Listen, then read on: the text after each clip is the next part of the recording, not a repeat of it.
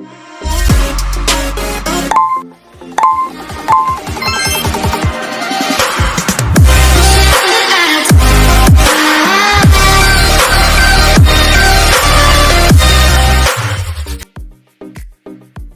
kita masuk pada poin pertama, yaitu ada antihipertensi, di mana antihipertensi merupakan obat yang digunakan untuk pengobatan hipertensi. Adapun indikasi dari obat ini yaitu sebagai pengobatan hipertensi. Selanjutnya kita masuk pada mekanisme kerja dari beberapa macam obat hipertensi. Yang pertama ada vasodilator. Nah, obat ini bekerja langsung sebagai pelemas otot polos yang berfungsi sebagai vasodilator, terutama pada pembuluh arteri dan arteriol. Contohnya ada hidralazin dan natrium nitroprusid. Yang kedua ada ACE inhibitors. Obat ini bekerja dengan cara mencegah konversi angiotensin 1 menjadi angiotensin 2, yang dimana vasokonstriktor kuat melalui penghambatan kompetitif ACE, rendahnya kadar angiotensin 1 yang akan menghasilkan penurunan tekanan darah dan meningkatkan kadar aktivitas renin, plasma, serta mengurangi sekresi aldosteron.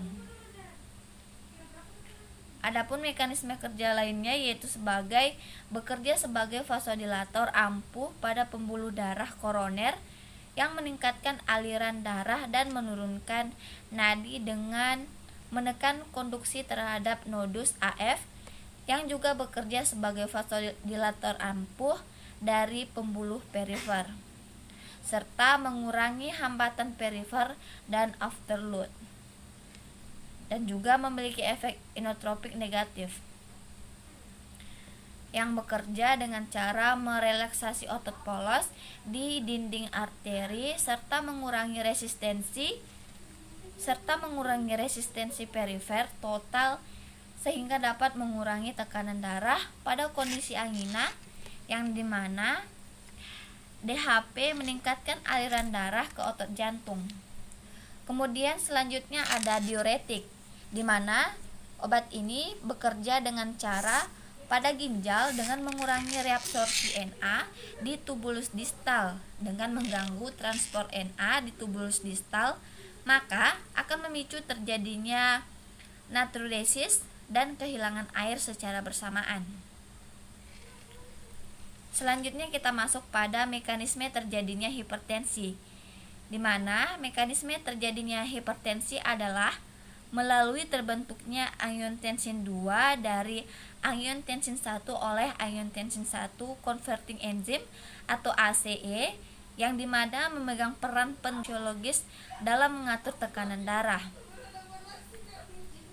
yang dimana renin ini bekerja pada globulin darah, yaitu pada angiotensinogen yang akan menghasilkan angiotensin 1 yang oleh ACE diubah menjadi angiotensin 2.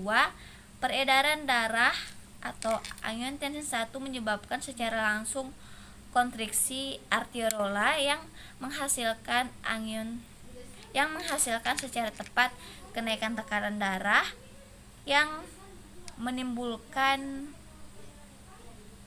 retensi Na, sehingga terjadi peningkatan volume cairan sel dan menyebabkan kenaikan tekanan darah. Sehingga senyawa antihipertensi yang bekerja pada humoral ini berdasarkan mekanismenya terbagi menjadi dua kelompok, yaitu senyawa penghambat ACE dan antagonis reseptor angiotensin 2. Pada angiotensin 2 akan mengubah menjadi substitut reseptor AT1 dan 2 yang akan menyebabkan vasokonstriksi yang akan menyebabkan terjadinya kenaikan tekanan darah, yang dimana akan dihambat oleh senyawa penghambat ACE yang akan menjadi brakininogen, kemudian menjadi brakinin, sehingga terjadi vasodilatasi dan akan menyebabkan terjadinya penurunan tekanan darah. Kemudian adapun obat golongan efek sentral terbagi menjadi 3, yaitu pertama Ada obat clonidine dengan struktur kimia N2,6 dioloropenil 4,5 dihydro 1H imidazol 2 amine dengan dosis 0,1 sampai dengan 0,3 mg per hari. Clonidine mempunyai keuntungan dibanding obat antihipertensi lain, yaitu jarang menimbulkan efek samping hipotensi ortotastik. Obat ini mempunyai masa kerja yang cukup lama, yaitu dengan waktu parah lebih kurang 20 jam. Itu ada pasien dengan struktur kimia 3-O-metoksifenoksi 1,2 propanadiol dengan dosis 0,5 sampai dengan 1 mg per hari sebelum tidur. Guanfacin ini diabsorpsi dengan sempurna dalam saluran cerna. Efek samping yang ditimbulkan oleh guanfacin itu mulut kering dan konstipasi. Obat-obat yang mempengaruhi jalur sistem renin, angiotensi atau RAS, antara lain adalah ACE inhibitor dan A2RA. Golongan A2RA adalah obat yang mempunyai prospek yang baik karena obat ini mampu memblokir kerja semua angiotensi 2 yang terbentuk baik melalui jalur ACE atau non-ACE. A2RA dapat secara selektif memblokir kerja angiotensi 2 pada reseptor AT, sehingga A2RA di samping menurunkan tekanan darah, juga mempunyai kemampuan melindungi organ-organ lain atau end-organ protection. Terdapat 2 tipe reseptor, yaitu AT1 dan AT2. Dengan efek kinerja yang berbeda, angiotensi 2 yang seharusnya bekerja pada reseptor AT1 akan diblokade oleh A2RA, sehingga terjadi penurunan tekanan darah, penurunan retensi air dan sodium, serta penurunan aktivitas seluler yang menurunkan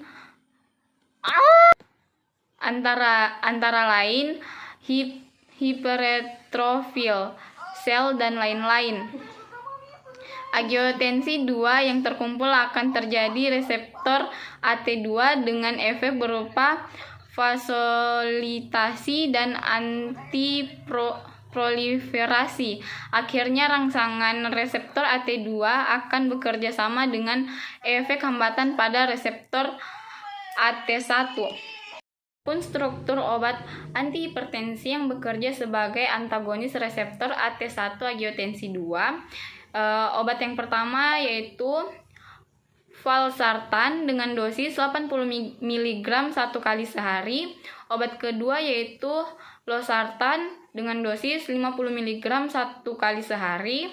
Obat ketiga yaitu irbesartan dengan dosis 150 mg 1 kali sehari. Obat keempat itu kandesartan dengan dosis 8 mg 1 kali sehari. 4 jam. Dosisnya itu adalah 10-20 mg. Yang ke-9 itu ada imidapril. Sifat dan kegunaan serupa dengan benazapril, hanya aktivitasnya lebih besar. Senyawa cepat diabsorpsi dalam saluran cerna 70% dan diabsorpsi akan menurun bila diberikan bersama makanan 85% yang terikat oleh protein plasma, dan cepat mengalami hidrolisis menghasilkan metabolit dan protein plasma, dan cepat mengalami hidroksilis menghasilkan protein aktif asam imidaprilat, penghambat ACE yang kuat. Pengikat protein plasma asam imidaprilat 53%. Kadar plasma tertinggi lebih besar 24 jam. Dia direaksikan melalui fase 50% dan urin 40%. Dosisnya itu 5 sampai 10 mg. Yang ke-10 ada fosinopril. merupakan ester par obat dalam tubuh akan terhidrolisis secara cepat dan lengkap menjadi asam fosinoprilat. Senyawa mengandung gugus fosinat yang mampu mengikat secara spesifik tempat pada ACE. Fosinopril mempunyai kegunaan serupa dengan benazepril. Awal kerja dari dicapai setelah 1 jam dengan lama kerja 24 jam. Senyawa cepat diabsorpsi dalam suhu cerna 30%, lebih besar 95%. Asam fosinoprilat akan terikat oleh protein plasma dan waktu paroeliminasinya itu plus minus 15,5 jam. Dosisnya itu adalah 10 mg. Yang ke-11 ada silazapril. Sifat dan kegunaan serupa dengan benazepril, hanya aktivitasnya yang lebih besar. Dalam tubuh di metabolisme menjadi senyawa dengan 2 gugus asam, yaitu asam silazaprilat yang mempunyai efek hambat ACE yang kuat. Dosisnya itu 2,5 sampai 5 mg. Yang ke-13 itu ada meoxipril HCl. Sifat dan kegunaan serupa dengan benazepril, merupakan tekanan darah berlangsung selama plus minus 24 jam. Yang ketiga itu ada lisinopril dihidrat. Digunakan untuk pengobatan hipertensi esensial, hipertensi renovaskular, dan paya jantung kongestif. Awal kerja lisinopril terjadi plus minus 2 jam setelah pemberian secara oral. Kadar serum tertinggi dicapai 6 sampai 8 jam sesudah pemberian oral, dan efek penurunan tekanan darah berlangsung selama kurang lebih 24 jam. Dosis awal adalah 5 sampai 10 mg. Dosis pemberian 10 sampai 20 mg. Yang keempat itu ada perindopril butilamin. Digunakan untuk pengobatan hipertensi esensial. Perindopril diabsorpsi dengan cepat dalam saluran cerna. Efek antihipertensi tertinggi dicapai 4-6 jam sesudah pemberian oral, dan penurunan tekanan darah berlangsung selama plus minus 24 jam. Yang kelima ada ramipril. Digunakan untuk pengobatan hipertensi yang ringan dan sedang. Ramipril diabsorpsi dengan cepat dalam saluran cerna dan mengalami hidrolisis di hati, menghasilkan metabolit aktif asam ramiprilat, suatu hambatan ACE yang kuat. Efek antihipertensi terjadi 1-2 jam sesudah pemberian oral. Efek tertinggi dicapai setelah 3-6 jam dan penurunan tekanan darah berlangsung selama 24 jam. Yang keenam itu ada quinapril. Digunakan untuk pengobatan hipertensi esensial dan paya jantung kongestif. Quinapril diabsorpsi 6% dalam saluran cerna dan cepat mengalami hidrolisis, menghasilkan asam quinaprilat, suatu penghambat ACE yang kuat. Kadar darah tertinggi quinapril dicapai dalam 1 jam sesudah pemberian oral, dengan waktu plasma 1 jam. Efek penurunan tekanan darah terjadi selama 1 jam, dengan kadar plasma tertinggi dari asam quinaprilat 2-4 jam, dan waktu dan waktu pagi. Saya akan menjelaskan tentang struktur dan aktivitas enzim pengubah angiotensi atau ACE. Adapun metode tempat aktif pada ACE ditunjukkan oleh adanya 1. Captopril digunakan untuk pengobatan hipertensi dan paya jantung. Untuk kasus yang berat dapat dikombinasikan dengan obat diuretik. Captopril diabsorpsi dengan cepat dalam saluran cerna dan hanya 25-30% yang terikat oleh protein plasma. Kadar darah tertinggi dicapai plus minus 1 jam sesudah pemberian oral. Efek penurunan tekanan darah terjadi setelah 1-1,5 jam. Waktu pora plasma plus minusnya 2 jam dan waktu pora eliminasinya plus minus 4 jam. Dan adanya makanan dalam saluran cerna mengurangi absorpsi obat 30-40%.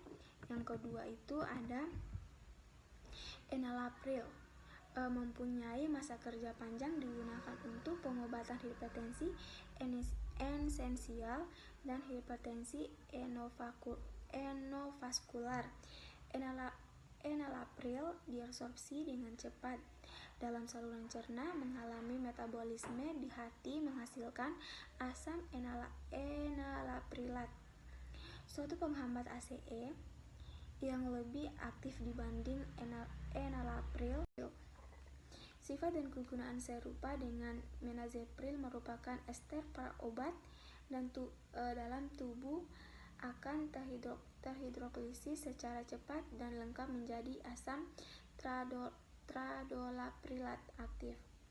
Awal kerja obat dicapai setelah 1-2 jam, dengan lama kerja itu 24 jam. Senyawa cepat diabsorpsi dalam saluran cerna tetapi tidak sempurna. Ketidaksediaan hayati tradolapril 10%, sedang asam tradolaprilat 40-60%. Kadar plasma tertinggi senyawa metabolit aktif dicapai setelah 4-6 jam.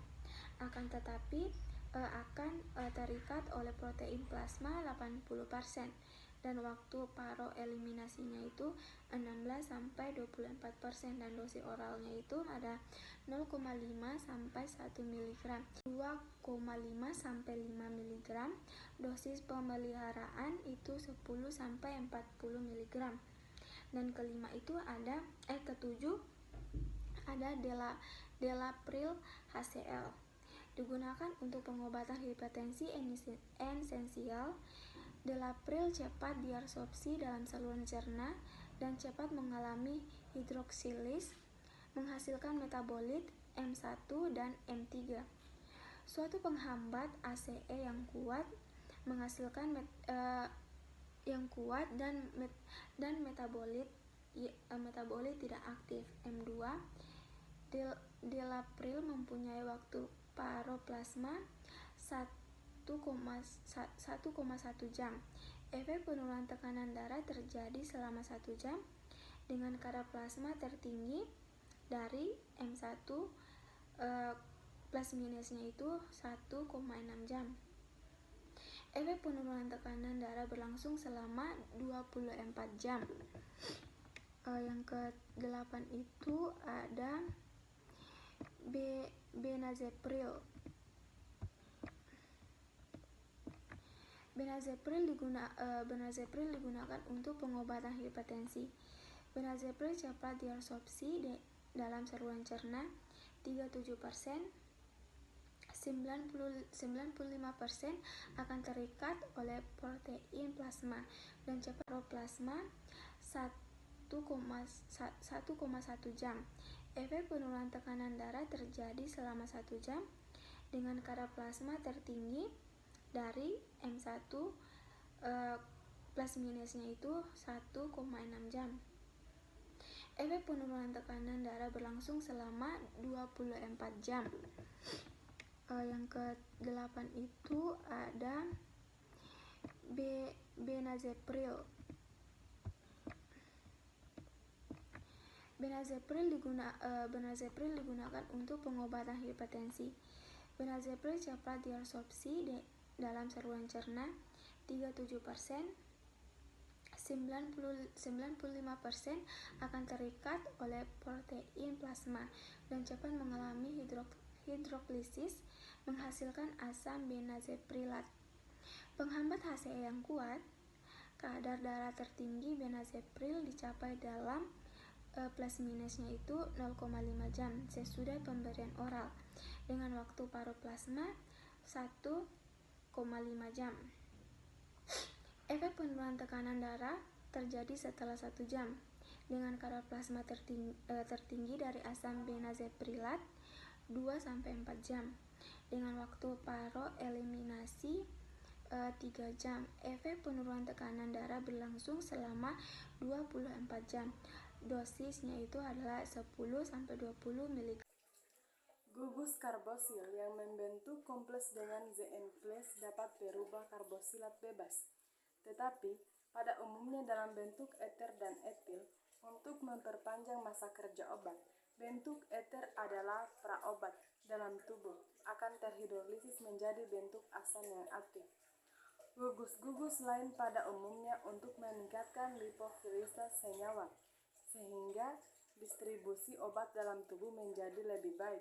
Contohnya senyawa penghambat aser, captopril, prinopril, enalapril, bisopril, ramipril, delapril, coinepril, visolipril, silazeppril, dan imogalipril.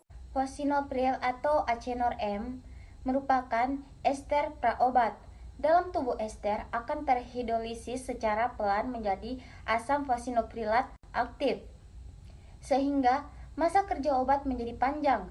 Senyawa mengandung gugus fosfinat yang mampu mengikat secara spesifik tempat aktif pada HCE.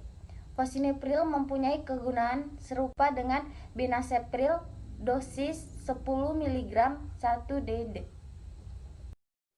Kemudian adapun struktur obat antihipertensi yang menghambat AC yaitu yang pertama ada captopril, di mana digunakan untuk pengobatan hipertensi dan paya jantung. Untuk kasus yang berat dapat dikombinasi dengan obat diuretik. Captopril diabsorpsi dengan cepat dalam saluran cerna dan hanya 25-30% yang terikat oleh protein plasma. Kadar darah tinggi dicapai kurang lebih 1 jam sesudah pemberian oral, dan efek penurunan tekanan darah terjadi setelah 1-1,5 jam, dan waktu paro plasmanya kurang lebih 2 jam, dan waktu paro eliminasi kurang lebih 4 jam. Adanya makanan dalam saluran cerna mengurangi absorpsi obat 30-40%. Adapun dosis obat captopril yaitu 12,5 mg sampai 25 mg 3 kali sehari. Kemudian yang kedua ada peridopril, di mana peridopril digunakan untuk pengobatan hipertensi esensial. Peridopril diabsorpsi dengan cepat dalam saluran cerna dan efek tertinggi antihipertensi dicapai 4-6 jam sesudah pemberian oral, dan penurunan tekanan darah berlangsung selama kurang lebih 24 jam. Adapun dosis obat dari peridopril yaitu 4-8 mg selama 1 kali sehari. Kemudian yang ketiga ada enalapril, di mana enalapril melekat mempunyai masa kerja panjang dan digunakan untuk pengobatan hipertensi esensial dan hipertensi renovaskular. Enalapril diabsorpsi dengan cepat dalam saluran cerna dan mengalami metabolisme di hati menghasilkan asam enalaprilat dan merupakan penghambat AC yang lebih aktif dibandingkan enalapril. Awal kerja enalapril terjadi kurang lebih 1 jam setelah pemberian secara oral, dan efek antihipertensi tertinggi dicapai 4-8 jam sesudah pemberian oral, dan efek penurunan tekanan darah berlangsung selama kurang lebih 24 jam. Dan dosis enalapril yaitu 5-10 mg 1-2 kali sehari. Kemudian yang keempat ada lisinopril, di mana digunakan untuk pengobatan hipertensi esensial, hipertensi renovaskular, dan paya jantung kongesif. Awal kerja lisinopril terjadi kurang lebih 2 jam setelah pemberian secara oral, dan kadar serum tertinggi dicapai 6-8 jam sesudah pemberian oral, dan efek penurunan tekanan darah berlangsung selama kurang lebih 24 jam. Dan dosis awal itu 5-10 mg sehari, dan dosis pemeliharaan 10-20 mg sehari sekali. Kemudian yang kelima yaitu ramipril. Ramipril digunakan untuk pengobatan hipertensi yang ringan dan sedang. Dan raminipil diabsorpsi dengan cepat dalam saluran cerna dan mengalami hidrolisis di hati, menghasilkan metabolit aktif asam ramiprilat dan merupakan suatu penghambat AC yang kuat. Efek hipertensi terjadi 1-22 jam sesudah pemberian oral.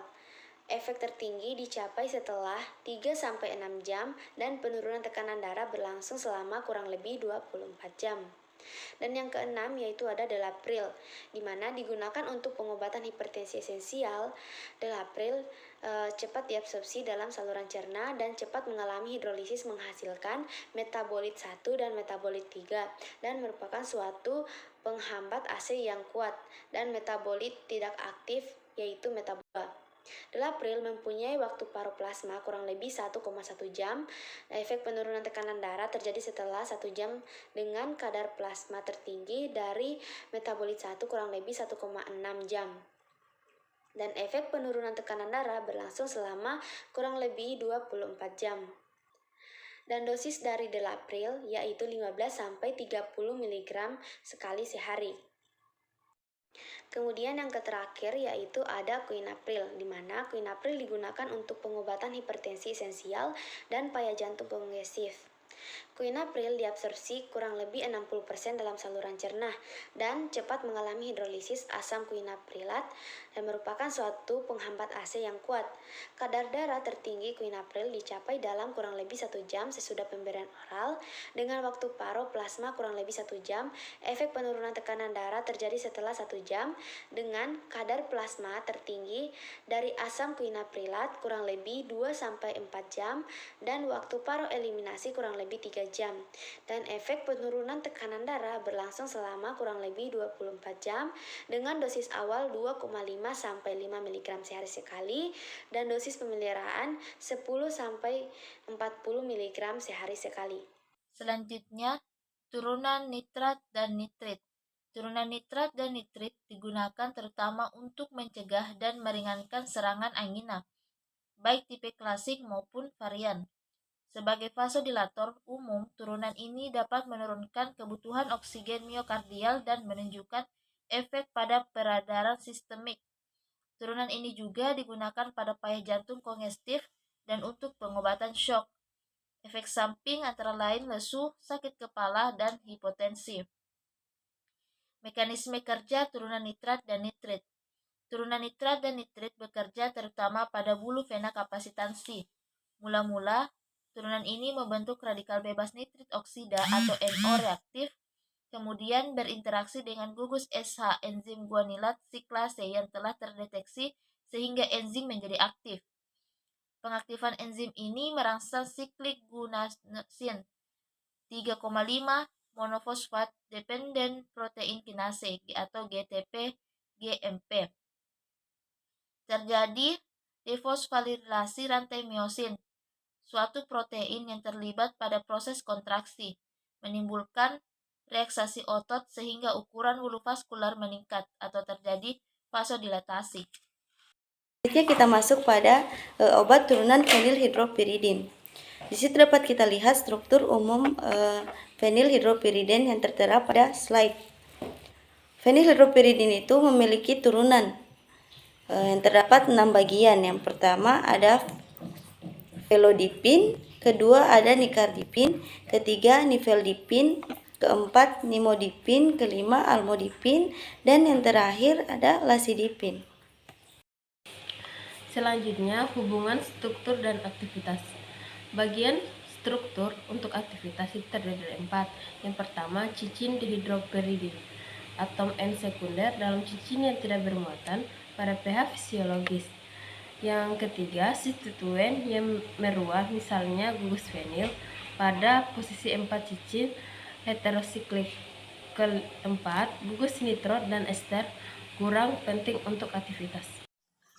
Vasodilator adalah golongan obat yang digunakan untuk melebarkan pembuluh darah agar darah dapat mengalir dengan lebih lancar, di mana aliran darah yang lancar akan membantu mengurangi beban kerja jantung dalam memompa darah. Indikasinya yaitu untuk pengobatan aritmia jantung, takikarmia, dan bradiartmia, di mana obat ini dapat melebarkan pembuluh darah agar darah dapat mengalir dengan lancar. Mekanisme dari vasodilator adalah vasodilator akan mengurangi ketegangan dinding otot pembuluh darah sehingga ruang dalam pembuluh darah tidak menyempit. Hal tersebut akan memudahkan tubuh untuk mengalirkan darah berisikan oksigen ke seluruh tubuh, termasuk ke otot jantung, dan menekan potensi aliran darah kembali ke ruang jantung. Selanjutnya pada vasodilator. Pada vasodilator terbagi menjadi beberapa bagian, yakni yang pertama vasodilator koroner. Pada vasodilator koroner digunakan untuk pengobatan paya jantung kongesif kronik yang sulit disembuhkan dengan cara mengembangkan fungsi miokardial tanpa meningkatkan kebutuhan energi. Beberapa di antaranya juga digunakan sebagai antiangina. Berdasarkan lama pengobatan vasodilator koroner dibagi menjadi dua, yaitu untuk pengobatan jangka pendek, yang contohnya salbutamol, eritritol tetranitrat, gliseril, trinitrat, dan yang kemudian untuk pengobatan jangka panjang contohnya captopril, diltiazem. Selanjutnya vasodilator yang kedua, vasodilator sistemik. Vasodilator sistemik atau vasodilator umum adalah senyawa yang dapat menimbulkan efek vasodilatasi pada semua bagian sistem peredaran darah. Kemudian pada contoh vasodilator sistemik, contohnya yaitu isoxaprine HCl, di mana obat ini adalah antagonis reseptor alfa dan agonis reseptor beta. Bekerja langsung secara selektif dengan cara relaksasi otot polos buluh darah. Isoxaprine dapat meningkatkan persediaan darah dengan meringankan spasma vaskular sehingga digunakan untuk pengobatan gangguan pada peredaran darah seperti ketidakcukupan persediaan darah pada vaskular perifer. Isoxaprine juga relaksan uterus yang kuat, digunakan untuk menurunkan pergerakan uterus yang berlebihan, dan pada dysmenorrhea kemudian senyawa diabsorpsi dengan baik dalam saluran cerna. Kadar plasma tertinggi obat dicapai dalam 1 jam setelah pemberian oral. Waktu paroeliminasi 1,5 jam. Dosisnya yaitu 20 mg 3-4 DDE sesudah makan. Contoh obat yang kedua yaitu nafronil oksalat, di mana obat ini dapat meningkatkan aliran darah serebral dan perifer, serta memperbaiki kondisi metabolik jaringan yang dipengaruhi oleh iskemia. Mekanisme kerjanya yaitu ada 3, yaitu neotropik, ganglioplegik, penghambatan spasmolitik, postganglionik, dan muskulotropik. Selanjutnya, naftidoruforil digunakan untuk gangguan nutrisi serebral atau perifer dan gangguan pada aliran darah. Untuk kadar plasma tertinggi obat dicapai dalam 30-45 menit setelah pemberian oral. Dosisnya yaitu 50-100 mg 3 DDE. Contoh dari obat yang ketiga yaitu pentoxifilin.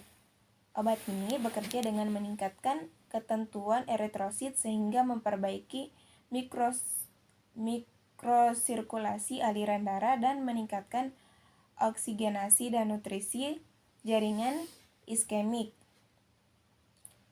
Efek ini dapat digunakan untuk pengobatan penyakit arteri perifer. Selanjutnya, gangguan peredaran arteri dan vena seperti aterosklerosis. Selanjutnya, kondisi distopik angioneurepati. Pentoksifilin juga meningkatkan 3-5 siklik AMP jaringan otak sehingga dapat memperbaiki fungsi otak. Efek ini digunakan untuk pengobatan. Di sini saya akan menjelaskan gambaran mengenai skematik sisi kerja vasodilator.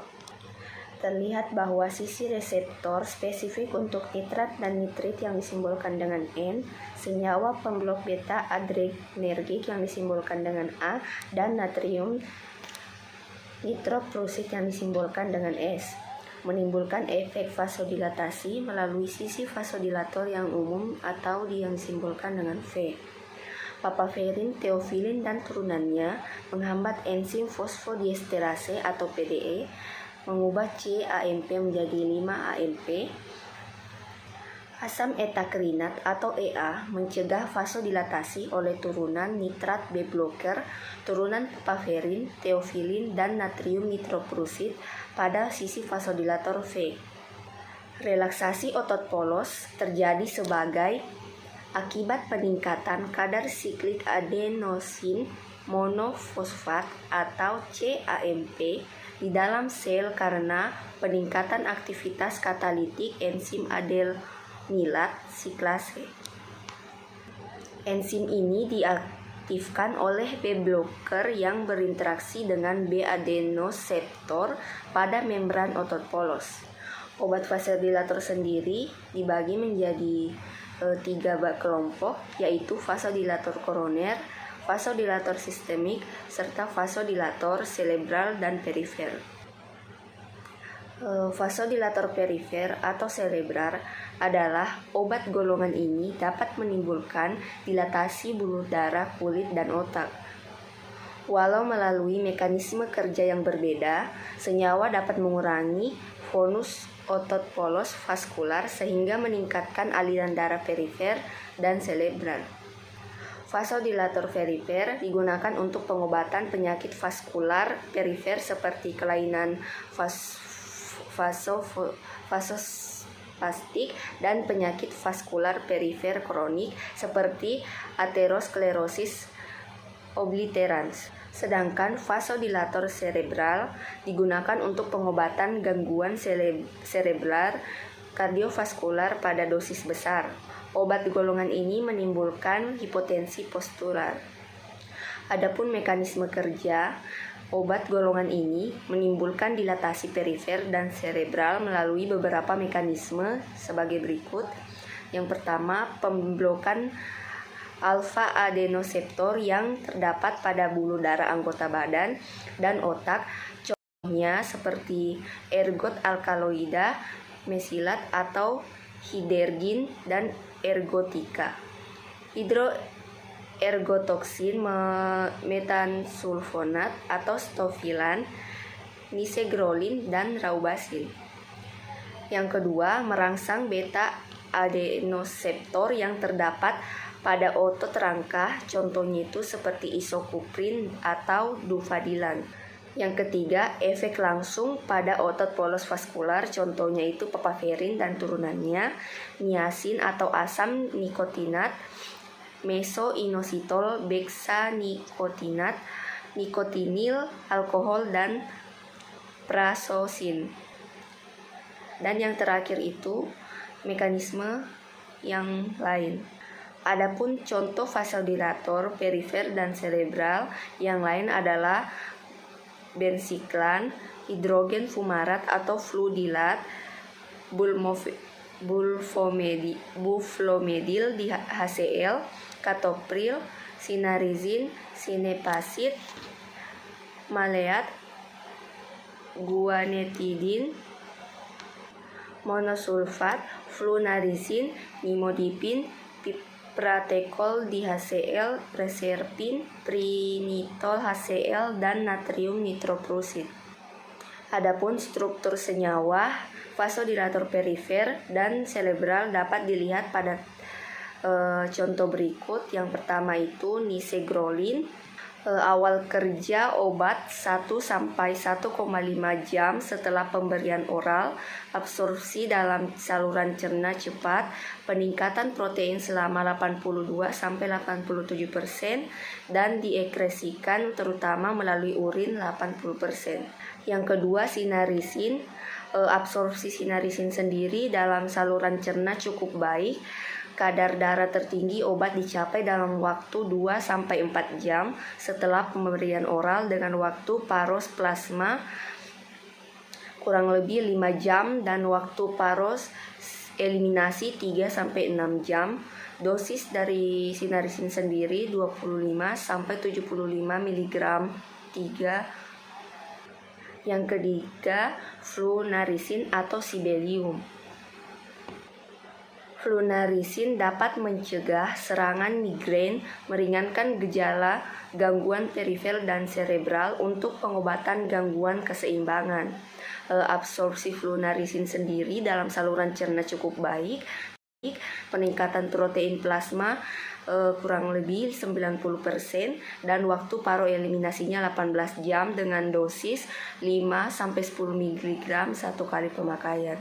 Yang keempat, bulfomedil HCl atau Loftil. Obatnya cepat diabsorpsi dalam saluran cerna.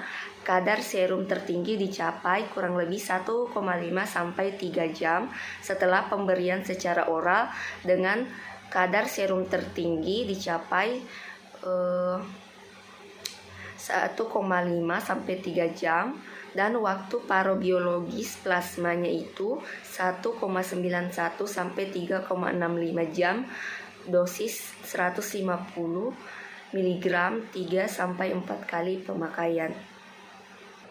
Yang kelima, sinepasid maleat atau vasodilatal. Dapat meningkatkan aliran darah arteri atau vasodilator arteri, digunakan untuk meringankan berbagai gejala gangguan peredaran perifer dan cerebral dengan gangguan keseimbangan. Dosisnya itu 200 mg selama 3 kali pemakaian. Dan yang keenam itu piritinol HCl atau encefabol, merupakan vasodilator yang digunakan untuk pengobatan gangguan peredaran dan metabolik cerebral serta trauma kraniocerebral. Dosisnya itu 100 mg selama 3 kali pemakaian dan selama 2-3 bulan. Dan yang terakhir adalah mesoinositol hexanikotinat atau hexanisid, merupakan vasodilator yang digunakan untuk pengobatan gangguan bulu perifer ringan karena aterosklerosisnya, hipertensi dan gangguan pada peredaran cerebralnya. Dosisnya itu 400 mg selama 3 kali pemakaian.